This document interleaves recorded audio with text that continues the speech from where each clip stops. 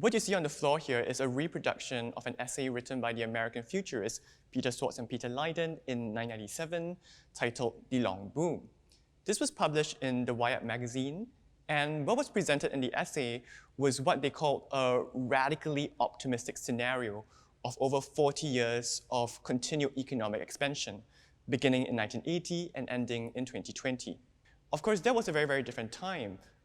There was a lot of optimism for the benefits brought about by globalization, and a lot of anticipation for the kind of future that technology would bring us. In the essay, there was also a lot of optimism for the economic prospects of Asia.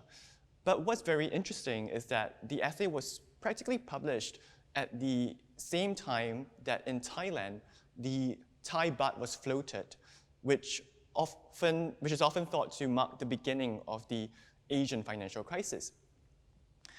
Of course, very soon, many of these economies in Asia soon recovered, seeming to validate the vision represented in the essay. But standing where we are today in 2021, it's very clear that we are in a much less optimistic place than was projected by the essay over 20 years ago.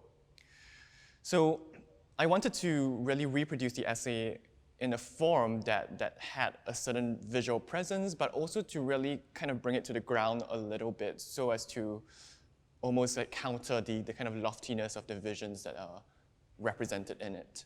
Almost speaking directly to the work The Long Boom are these 5 videos called 2027. And these videos are actually extracted from a sequence from the 2006 science fiction film, Children of Man. And this is a dystopian film in many ways. And in the film, we see a future where humans have lost the ability to reproduce. So society is in despair and in a state of collapse. And there's this particular scene in the film that has fascinated me for many years. And this scene is actually set on a bus, and you see the protagonist looking at an overhead monitor that is playing a kind of propaganda film. So in this montage, you see scenes of cities around the world that are descending into chaos, while Britain is still supposedly standing strong. So I've always been very curious about what exactly is depicted in each of these scenes representing each city, because they really only appear for less than a second. So what I did with these videos is that I extracted those very, very short sequences and basically put them on a loop so that you really extend your experience with each of these images. And it's kind of interesting to look at these images over an extended duration because you really start to understand or speculate on the kind of connections between the image and the city that is supposedly being represented.